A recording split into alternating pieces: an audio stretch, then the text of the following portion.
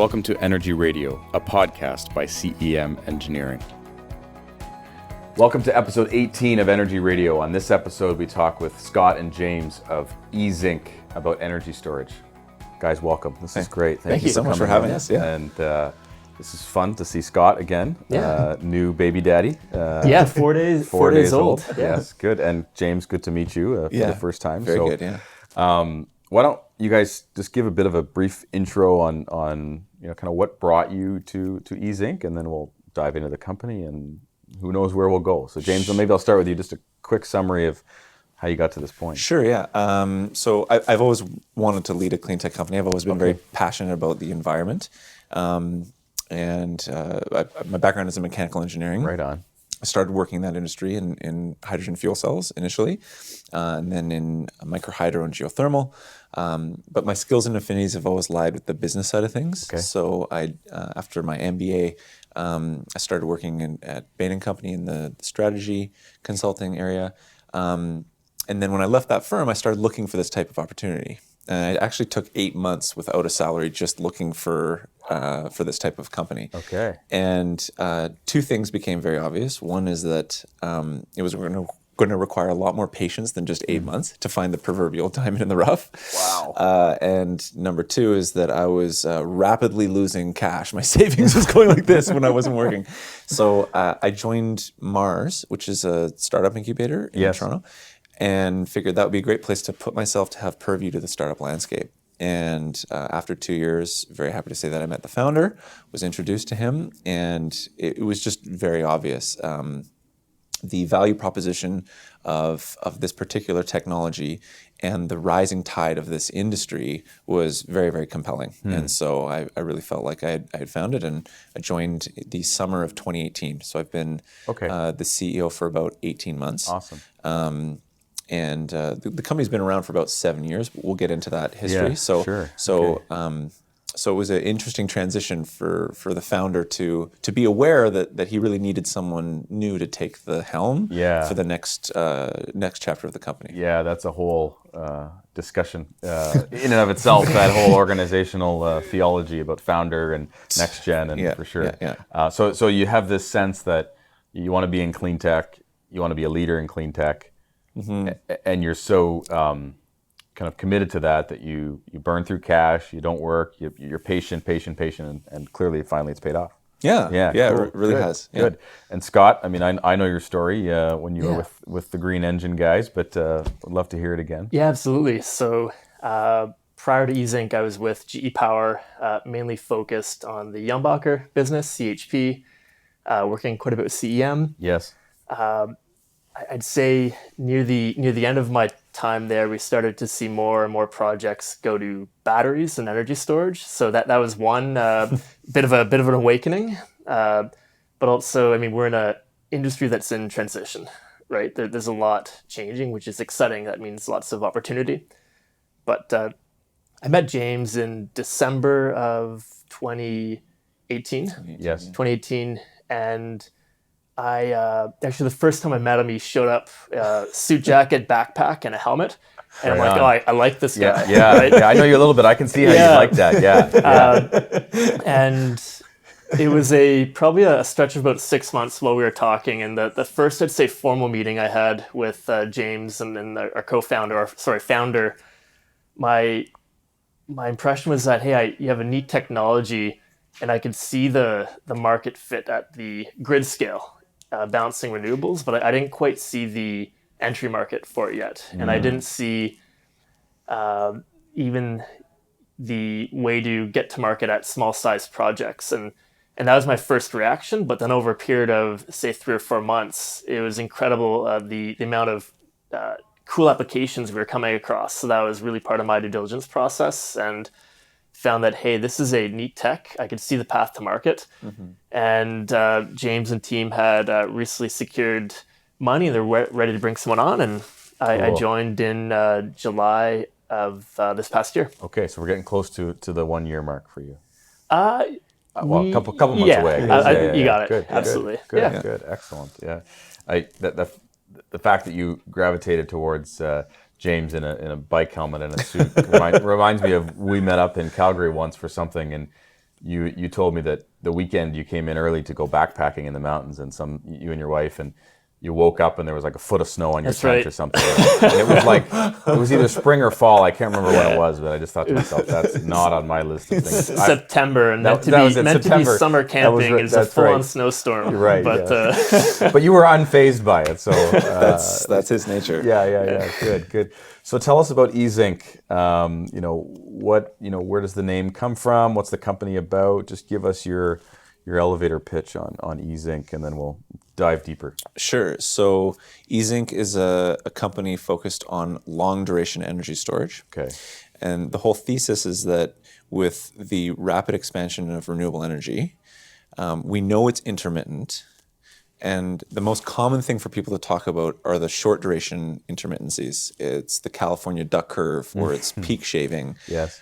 But if you extrapolate out the growth of renewables to the point where they are our core energy supply, it's not about the daily cycling issues. It's about multiple days. It's about multiple days where there's no sun, right? Or in California's case, an entire winter season without wind or sun, right?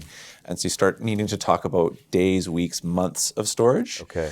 And so that's really what our technology is focused on. So just so I'm clear, when you say long duration, you're talking your increment is probably starting at days. Is that our minimum duration is 24 hours. We look at 24 hours and longer. Okay.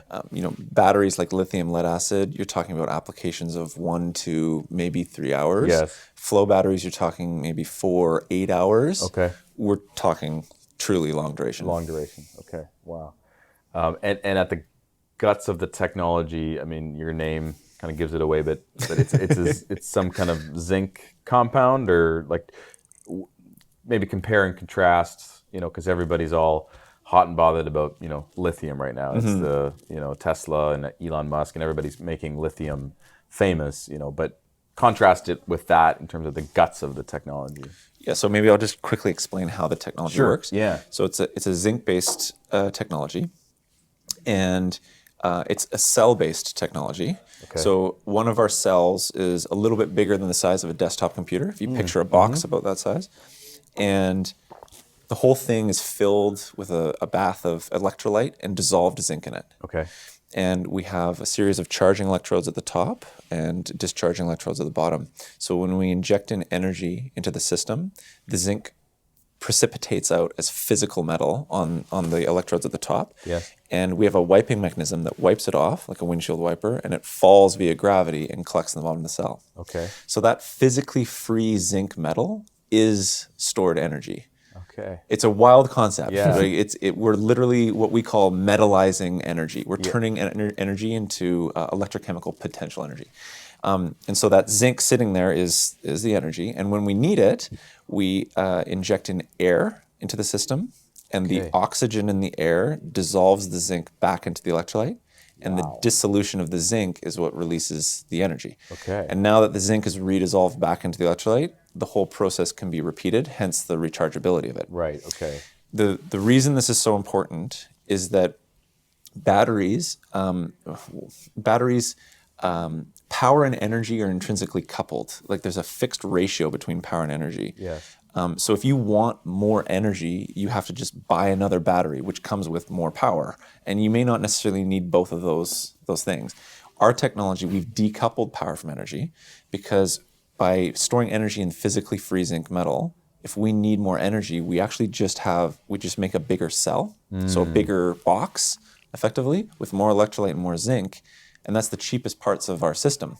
And so we can create longer and longer durations of systems depending on market application, and in a very affordable way. So to decouple energy and power, basically you make the bath bigger, but the power rating stays the same. Is that right? Correct. Am I understanding that? Correct. Whereas That's in right. a conventional battery, if you need more energy, just inherent in the nature of the battery, you need to buy, just by buying more, you get more power as well, typically. Just to put this into with numbers, so like a lot of people are familiar with the Tesla Powerwall. Right. The Tesla Powerwall is 5 kilowatts, 13.5 kilowatt hours, meaning it's got about 2.5 hours of runtime. Yes. The average Ontario household uses about 40 kilowatt hours a day.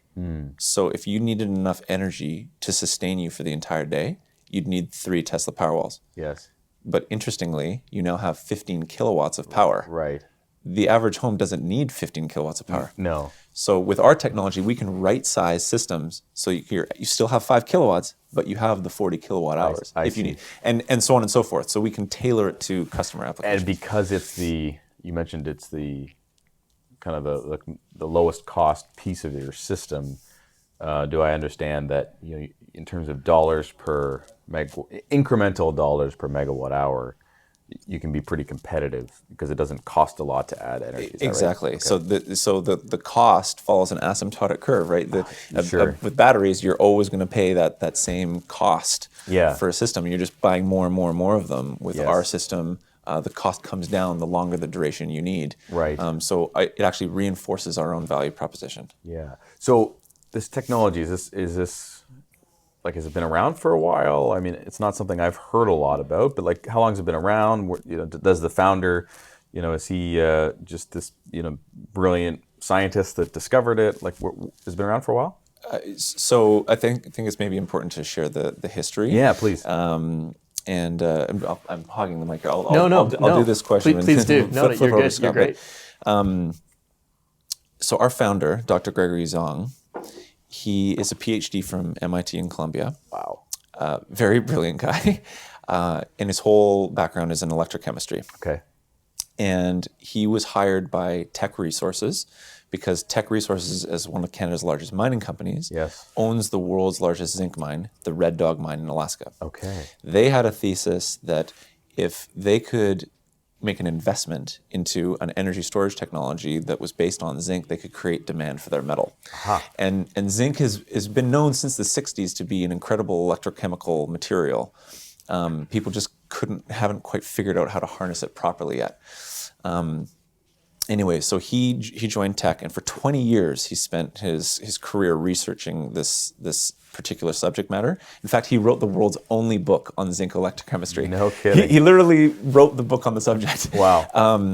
And so anyways, for 20 years, he looked at different technologies. He studied it in depth. And Teck actually ended up making an investment into a particular company. Okay. And he led that process. But what he realized is that every zinc-based technology out there was just another form of battery. It was a short duration technology. It was a zinc air battery or maybe a zinc bromine flow battery. It's intended for a few hours. But what Greg realized is that zinc has an incredible set of electrochemical properties to be an energy carrier. So if he could figure out a way to store energy in physically free zinc metal, he could enable long duration storage. And that was his impetus to leave Teck and start this company. Okay. So it really, to bring it back to first principles of science, the potential energy is stored in that freed zinc is essentially how it works. Yeah. Correct. And does it have different, energy storage is kind of the broad term. It can have multiple different applications, and you guys are talking about long duration. We are starting to talk about energy storage as a grid stabilization. Like, does this technology fit that application as well, or is it primarily long duration? Yeah, so it can. The way we're framing our go-to-market is in 3 horizons. Okay. Starting with remote, resiliency, and then grid-scale renewables. Okay. Really? Okay. And we say it that way. For us, our first projects will be in the kilowatts to the hundreds of kilowatts scale. Oh, really? Right. Okay. Smaller scale, and that's just really where we're at right now. We're early commercial. We're in the process of going to market. So our first applications in remote, it's really about displacing diesel in off-grid sites, off-grid communities, and the real benefit of that application is we're displacing diesel. The value proposition is very strong. And so the idea is to combine solar or wind with storage, but to be able to, in typical off-grid scenarios, if you had a microgrid setup with solar and storage, you still need a diesel backup because the batteries might only last a couple hours, right? And if you have a day with no sun, right, you're stuck relying on diesel. Yes. And so what we're designing are solutions that can go 100% renewable, right? Energy storage system that can sustain the site even if there's no solar or wind energy for a day or two. Right. Okay. And so that's really the first application that we're going after. and followed by, and somewhat in parallel, is our resiliency application. And we think of that as backup power, but with additional benefits. And I say that because, as you know, with backup power, you're really paying for an asset that, for the most part, sits there. Yeah, right? You hope you never use it. You hope you never use it. Yeah. And so we're looking for applications where there's additional benefits to that backup power. And a great example right now is in California. Yes. Right, where, of course, with the wildfires, they're really looking for microgrid solutions that can provide at least 2 days of backup in the case of an outage or a fire prevention shutoff. Right, yes. But the nice thing about California as well is they have a very wide time of use energy spread, and they even have special rate structures to help incentivize storage. So you could charge at maybe 5 to 10 cents and discharge at close to 40 cents during peak time. Wow. So the application in California would be, hey, this system can cycle daily for 9 to 10 hours and still have enough capacity to sustain the customer during a grid outage. Oh, I see. So it could play in both the energy arbitrage market and in the backup energy. I don't want to call it generation because it's not really generation, but backup energy market. Okay, interesting. And then the third one you said is... Third, renewables, and that's really a longer term target. We know that like the grid of the future will need long duration storage to really get to the high renewable penetration targets that many states, provinces, and countries are targeting. But those are really projects in the megawatt, even gigawatt scale. It's maybe 10 years out for our tech, but what we're thinking at that point right now the form factor of our technology is cell-based, and longer term, we see it as more of a custom-built or purpose-built facilities using our same technology, and it still has the inherent low cost of zinc and electrolytes to add energy capacity. So it's the same technology, but we expect it to look different at that time, and we've been thinking through that. Are you thinking like, buildings and like that's that size scale? Like you have, you walk in and there's baths of zinc. Is that kind of what you're thinking? It could be. And it could even be what's really neat about our technology is that there's a separate charging and discharge assembly. Yes. And so we could even separate those in the building. Yes. Right. So you could even picture forming a lot of zinc in the summer months and having that stored and using that in the winter. And so there's a lot of different directions our technology could go with this, using the same electrochemistry principles and our same patent portfolio. I just had an interesting thought. So does it to discharge the energy, the potential energy, does it have to be zinc that was formed through the process, or like you think of a diesel generator and you can deliver diesel in a long outage to site? Can you do that with zinc? Like, can you deliver, if you have a long outage and you have can you deliver zinc, incremental zinc into the system, or it doesn't work that way? So today's version and embodiment of the technology, you can't do that. Okay. However, that is a possibility. Really? Wow. And we've when we do our big blue sky thinking about where we dream this technology could go, I have a lot of experience working in Chile, and I know that I'm familiar with a lot of the dynamics in the Atacama Desert as an example, right? Like, it's the highest solar radiance in the world. The cost of solar is effectively zero, right? It's variable cost. And so you could produce just tons and tons of zinc and literally ship it. And there's infrastructure for that, right? Like, so you have the discharging aspect of the cell in certain markets, like in Southeast Asia, Africa, or whatever.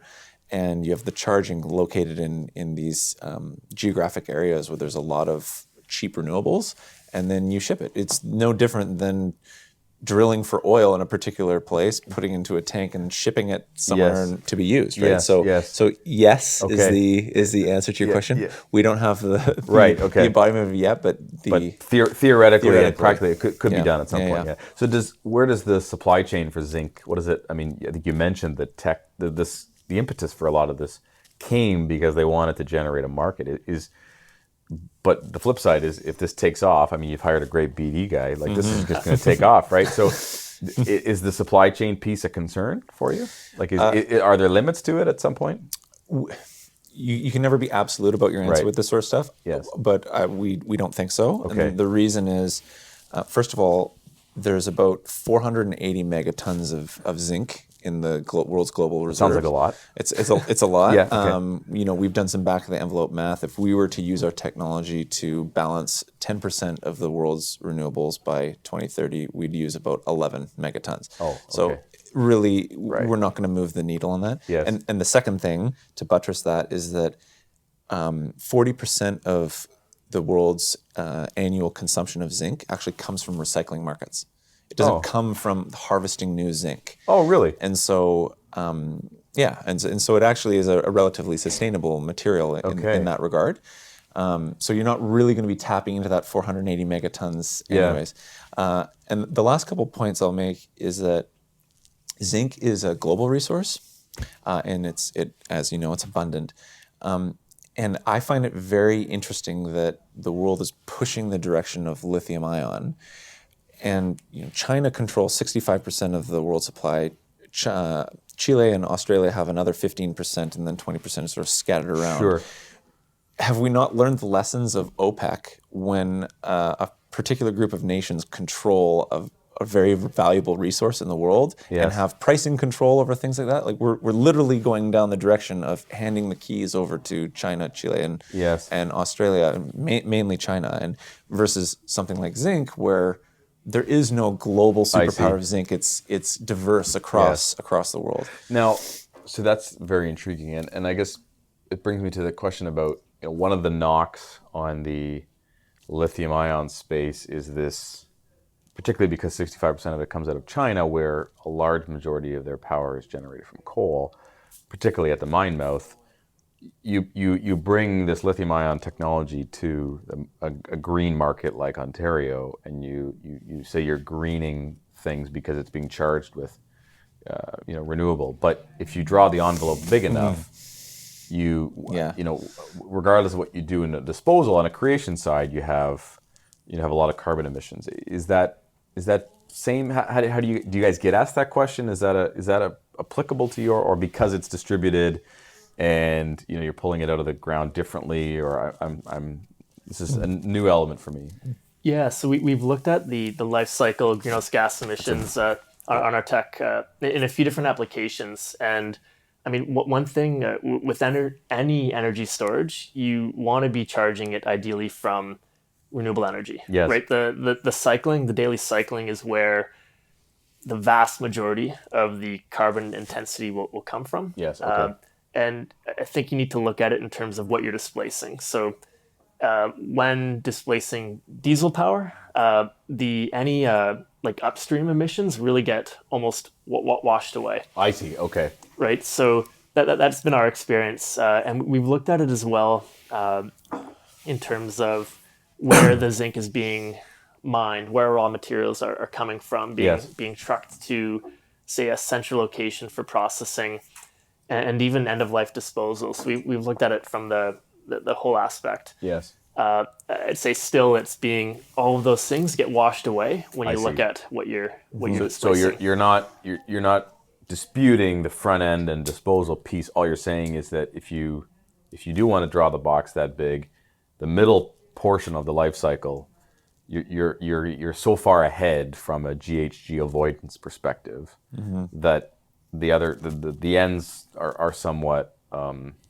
of, they get, it's not great, but the net is positive. Is that what you're saying, Scott? I'd say that. Yeah, and also in comparison to lithium, we're a step ahead, a couple steps ahead anyway, just because of the factors that James mentioned, that zinc is mined more than just a few locations. So the distance to transport it is easier. It's often from recycling markets, it's often a byproduct of other mining. It's often found in gold mining, right? Okay. So it's just there. Yes. And so with those factors, we're in much better shape. And then end-of-life recyclability and reusability of our product, that's another aspect where there are there are pretty significant recycling challenges on the lithium ion side right now. Whereas with our technology, I mean, one, the electrolyte and zinc can be reused in further products, which is quite neat. And but if not, it can all be recycled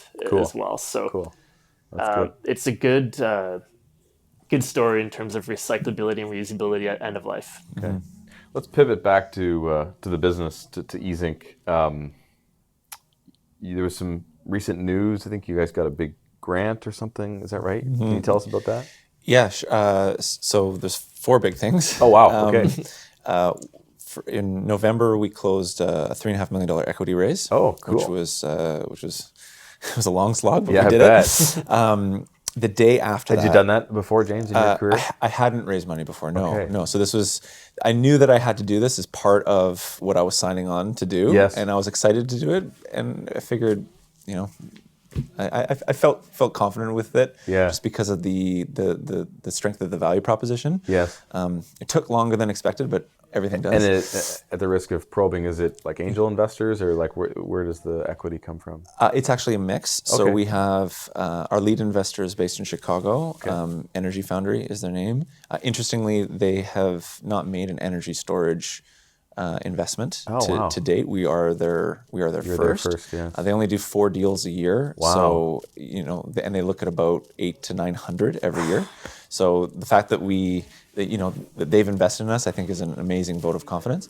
And then we have a number of other local funds here: Emerald Capital, the Investment Accelerator Fund, Sustainable Chemistry Alliance. We really have a good consortium. Cool. And then we also, fortunately, have some really significant angel investors. Awesome. I won't mention their names, Sure. but they're fantastic individuals who really care about the business. Yeah. And I have to say, the entire syndicate, everyone is really involved. When I have a strategic question or whatnot, or we're looking for help in a particular area, I'll blast out to the investors, and you'll almost always get 5 or 6 replies being like, "Hey, I think I can make this introduction." That's huge. How about this? Yeah. So very good. Cool. So that's number one.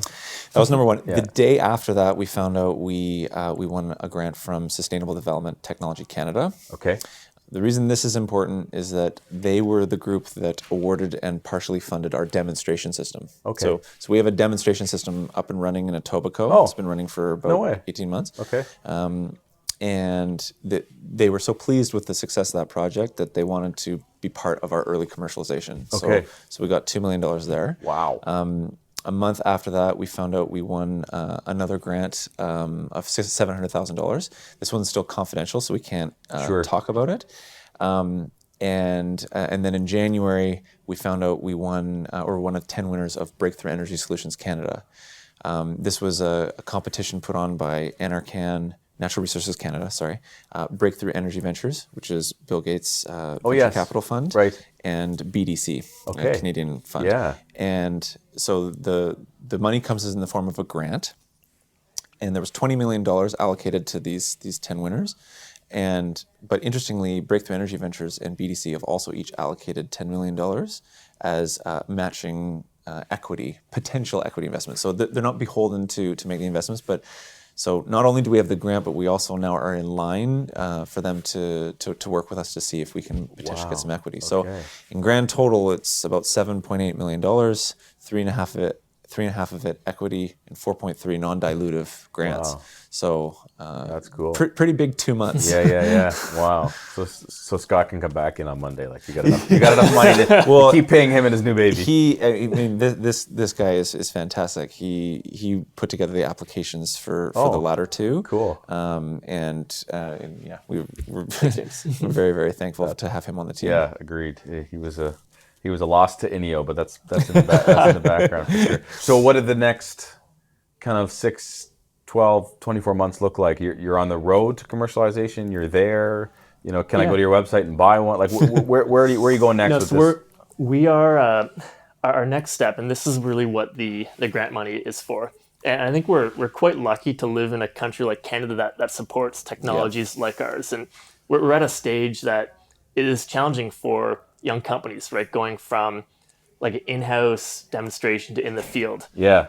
Right. And that's really what this money is there to support. So our next couple of years, I'd say, I'll lay it out. There's maybe three main tasks, and the first, we're working on productizing our technology, and that starts with the pilot we have in house right now.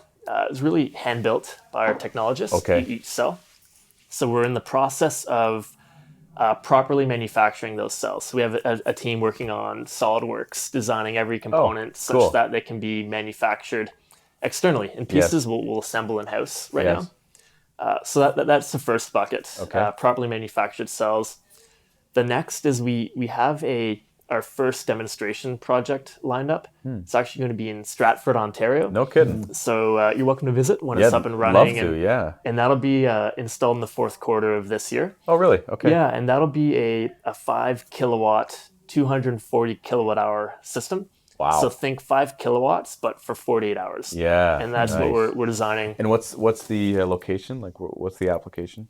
Yeah, so it'll actually be at a manufacturing site, a small manufacturing site. Okay. And it's really meant to demonstrate an application in the agricultural space. Oh. And so the idea is that there's many farmers in Ontario that have solar through the feed-in tariff program.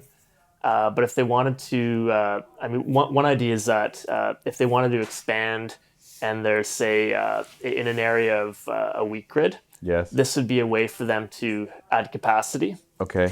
As a non-wireless alternative in a sense. I see. Okay. So add the PV and add your technology, but not connect it to the grid necessarily. Or even maybe a portion of their facility is off grid. Yeah. The idea is that many of them don't have capacity to expand. They can't add more solar. They can't add more equipment because the grid can't take it. The grid can't take it. Yeah. Similar to what we see in the CHP space, but at a smaller scale. Sure. Well, smaller scale, except for you guys, the repeatability of all the agriculture we have in southwestern Ontario is huge, right? Mm-hmm.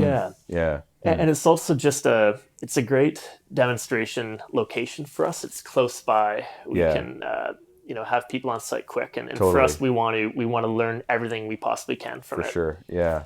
Right. So that's the second step, and the third step of this, it's the early commercialization path, is really to test and validate that tech in the field, and even progress on a route to certification. Yeah. UL, CSA. Okay. Yes. Right. So turning it into a product that is ready to sell commercially. You mentioned certification. So in the last, 5-10 years, we've seen a shift in the CSA codes that govern hospitals as it relates to, and you probably remember this from INEO, that you didn't have to have diesel, you could have natural gas, but the hospitals have to have this critical backup for 48 hours or whatever it is. 72. I knew I was gonna get wrapped on the knuckles by somebody in my office, but you beat them to it. So, do you see? And this is probably longer term, but do you see a potential for this to displace even that? From a life critical application, Scott? Maybe there's potential, definitely, especially on paper. And I say that because with Yumbacher, I know that with newer products, the engineering team was hesitant to install our newest products in life safety applications. Oh, I see. Okay. Right, and to me, that kind of signals that if a huge company, right, GE Power and INEO, Yumbacher, really takes many years to get comfortable with that type of application. As a new startup, it's not the low-hanging fruit for us. Yeah. Right. Longer term, the risk far exceeds the reward, is what you're saying. Longer term, it is a neat application. Especially in areas where you can use it for more than just backup power, as we were talking about. But it's not our initial go-to-market path. So, James, what do you like? In your equity raise and in your pitches internally and externally, where do you see, once you get past this commercialization phase, what is the remote communities? Is that the market? Is there a secondary market where you're saying there's significant upside? Is it everybody with solar panels on their roofs and your battery, in their basement? Or is it let's get these remote communities first? The remotes is the bread and butter here. And we don't see it day to day because we live in urban environments. Yes. We don't feel the pain that these customers experience, and we're just not attuned to it. Yes. But it's a huge market, right? Like it's all of Africa, right? Right. Like it's right. Like think of the Southeast Asia, like all these islands. Yes. There's no grid on these islands. Right. They have to be sustained by diesel power, and they hate it. It's expensive, it's noisy, it's hard to maintain, it contaminates their soil, it contaminates their local air quality, let alone our global environment. Yes. And so there's a really strong impetus. And further to that, one of the other advantages of our technology is actually the temperature tolerance of it. Oh. So we have an ability to operate in very, very warm and cold temperatures.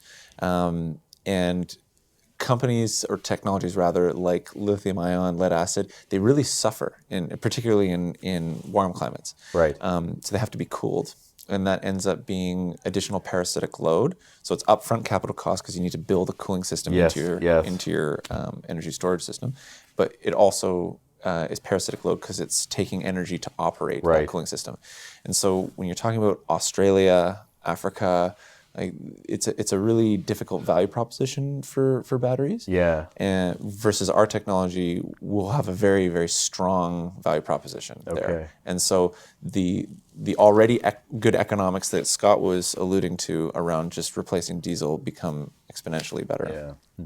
So let's dive a bit deeper then into the technology. So you mentioned, so it sounds like there, at the guts is this electrical chemical reaction, but I think there's some other what I would call balance of plant stuff around it. Like on the power electronic side, I heard there was an air system. It sounds like, with lithium ion, it's like, oh, there's another box and another box, and just tighten the moret on the electrical cable and away you go. But with you guys, it sounds like there's a bit more around the system. Is that right, Scott? Yeah, and what's really neat about it right now is we've built our prototype cells in transparent materials, so you can actually see what's going on inside. Oh, that's cool. And it's really incredible, actually. You can see, electricity being formed into zinc and dropping out, and that's just stored energy. But we do have when it's in the field, it'll be more of a sealed box, so it'll be similar to what lithium ion might look like. But so we do have some balance of plant. You can think of our technology as a really neat mix of electrochemistry and mechanics. Right on. We do have pumps and motors. Okay. The motor to drive a wiper train back and forth. Yes. The wiper goes maybe a minute an hour, right? To knock the zinc off during charging. Yes. Right. So the zinc doesn't get heavy enough to fall off on its own. It doesn't like what do you call those stalactites? Like it doesn't grow and then just drop off. In the bottom we have right now, it precipitates and it's attached very loosely to the electrodes. So we just knock it off. Yeah. Okay. And so there's a motor to drive that, and we also have a pump, again maybe a minute, an hour or less, just to circulate electrolyte because we can get a concentration gradient in the cell. Oh, okay. At the bottom you're discharging zinc. Zinc is dissolving, so you can have more zinc dissolved in solution at the bottom. So we just have a pump to circulate occasionally. Okay. Wow. The neat thing is that the pumps and motors are pretty simple, off-the-shelf pieces of equipment. We expect, even though that they're meant to last 20 years, they're not going to, right? And so they're easy plug-and-play type systems. Yeah. So if you think of the service routine for our technology in the field, it'll just be about occasionally replacing pumps and motors, but they're plug and play. Any electrician or electrician-minded person could do it. And on the front end, it's DC that you're generating DC. Yeah. Okay, so there's the power electronics that go in front of that, and have you developed that too as well in terms of the control system of how that all gets handled? That's part of your design, the IP as well? We have a proprietary battery management system for our cells. Okay. But then for the power electronics outside of that, we'll use off-the-shelf DC to DC chargers and DC to AC inverters. Yes, okay. And those will be standard equipment, and will tie into the control systems those are currently being used. I see. Okay, cool. Good. So you're based in Toronto?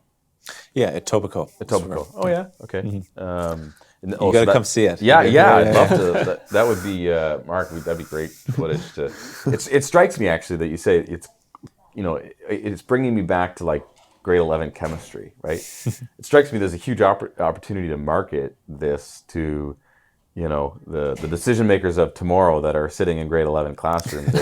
And this is energy storage, everyone. You can see it, right? Because the lithium ion stuff is just like a black box, right? Yeah. But, the same way Kleenex is any box of facial tissues, you guys need to be marketing to these grade 11 kids who that's energy storage. That's energy storage. That's energy storage. Anyways, Totally. Okay, so you're based in Etobicoke, but it sounds like based on the discussion, at least the long-term focus is international, right? Like your people are here, but once you start to gain some traction, there's going to be a pretty significant growth, and you're going to have challenges as far as how you scale and meet those markets internationally, right? Yeah, it'll be two things. I mean, we will obviously have domestic projects. Yeah, right. We want to start close to home, where we can be close to the technology, learn from it, etc. But we hypothesize that the biggest market opportunity is really international. Yeah. And it dovetails nicely with the strategy of manufacturing, because right now we have a local ecosystem of automotive manufacturers who manufacture various components and subsystems for us. And as Scott mentioned, we do assembly ourselves. But longer term, we would like to move to potentially either a contract manufacturer model where you have one group handling the entire supply chain and manufacturing assembly, as well as some of the distribution, and or a licensing model. Right? Okay. So you license this technology to a group that gets all of this, has access to cheap components and materials, etc., and is located strategically close to a big market opportunity, like in Southeast Asia or in India or in Africa. Yeah. And that can be a part of your growth strategy. So, because it sounds like different than your prior life, where I've been through that shop in Jenbach, Austria, and you have these presses and these drills, and you have a significant investment in specialized equipment. Unless I'm misunderstanding something, you have kind of standard manufacturing approaches, and it's more of an assembly of things, and that the ability to license that. Whereas is a lot it's more straightforward than trying to license somebody to build a green engine block in China, right? Is that generally correct? Yeah, it is, and this is pointing to a very important point, which is that if you look at the wasteland of energy storage companies in the past, the vast majority of them have failed for a common reason, which is that they have proprietary technology and proprietary components that require proprietary manufacturing process. Yeah. So they've raised tens or hundreds of millions of dollars in capital, built up a massive factory. They have massive amounts of overhead. They're way ahead of their skis. The market hasn't caught up to the sales volumes they need, and they crash and burn. Yeah. The beautiful thing about our technology is that the reason it's so affordable is that it's everyday engineering. This is sheet metal stamping, injection molded plastic. This is stuff that's akin to automotive. Yeah, right. Which is why we can rely on Southwestern Ontario's expertise today. Yeah. But even going forward, we can still rely on external and international capabilities as well. The cool thing, though, is that there is one component that's high tech, truly high tech, which is our air cathode. It's the part at the bottom where we inject in the air and it dissolves the zinc. Oh, yes. Okay. And the good thing about a potential licensing model is that we would retain that. Yes. And so still hold the key to the technology. Yeah. Okay. But a piece that's probably, small enough that you can make it in one spot and ship it. Is that the thing? Yeah. And actually, I want to just mention something quickly about the IP. The IP is in the process. Right. It's not in the particular components. Yes. The IP is as simple as any energy storage technology where charging and discharging are combined in one cell, and gravity is the separation mechanism of an energy material. That's an important point because it's not about zinc. Right. We just use zinc because electrochemically it makes sense because it's cheap, abundant, has high reaction kinetics, it's energy dense, stable, reversible. We could use magnesium or aluminum if we wanted to, but we don't because zinc makes the most sense. So if anyone tries anything of this ilk, right, where they're using gravity as a separation mechanism of an energy carrier, they're infringing on our IP. Can you say that one more time? Because that was a real nugget that we have to figure out how we pull that out. But you had some phrase and you repeated it, part of it again. Can you say that whole thing again about like what the IP really is? So the IP is in the process. Yes. So it's any energy storage technology where charging and discharging are combined in one cell. Okay. And gravity is used as the separation mechanism of an energy carrier. Okay. Wow. So traditional flow batteries have two different tanks. So charging and discharging is separate. Yes. So we've combined that into one cell, and gravity is the separation mechanism rather than any sort of pumping mechanism. Aha. Okay.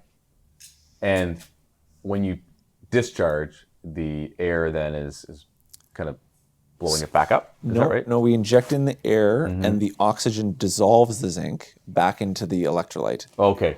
And actually, one of the mechanical pieces Scott was talking about, the one of the pumps, it recirculates the electrolyte. It's a small pump that just because you want to avoid those concentration gradients. Okay. Yeah, exactly. Yeah, I got you now. Yeah. So, and that IP, the protection around that IP is international, or? We have IP granted in U.S., China, Japan, Europe. Wow. Yeah. That's really slick. Wow, cool. Yeah. I get it now. It took me 3 times, but I'm glad I finally got it. So, it's okay. It took Scott and me months. Yeah. Well, I didn't say I could reiterate it, but that's why we record everything, so I don't have to reiterate it. So this has been delightful. Is there anything else we haven't touched on that you guys are like dying to talk about in terms of what you're working on next, or maybe one thing? We're maybe a 4th stage to our development. What we're working on is lining up our next round of demonstration projects. Okay. And we've been quite fortunate. We say we have 3 very close to being finalized. Okay. And these will be demos at a larger scale, more at the 40 kilowatt, 1 megawatt hour level, so 40 kilowatts for a day. Wow. And those will go in the 2021 timeframe. Okay. Probably the latter half. Yes. We're looking at there's one at it's a wind facility in the U.S. that we're quite excited about. Okay. There's another we're actually applying. There's a grant opportunity in California right now, and it's really incredible. It's with the California Energy Commission, and they've asked for non-lithium ion energy storage technologies that have a duration of 10 hours or longer. And it's a perfect fit for our technology, and that application is actually due on Monday. So we're working on that, and we're targeting a greenhouse application. Cool. So you're very familiar with CHP, but this will be using excess on-site solar to charge the batteries, and the discharge will be for the irrigation load. Yeah. So it'll basically allow just the site to reduce their grid consumption, and they'll time it similarly to displace when prices are highest during peak hours. So, the specificity of the requirements in California are driven by their recent weather events. Is that why they're saying it's got to be this long, can't be that technology? That's what the alternative is. You had somebody in the back room writing the spec for them, but it sounds like you're glad that it happened that way, but you weren't involved. It was some policy or reaction to the climate there. Yeah, and I guess and it brings up a good point. What we're seeing in the market now. So we know that when we look at the market in terms of applications for our technology, we see them. Yes.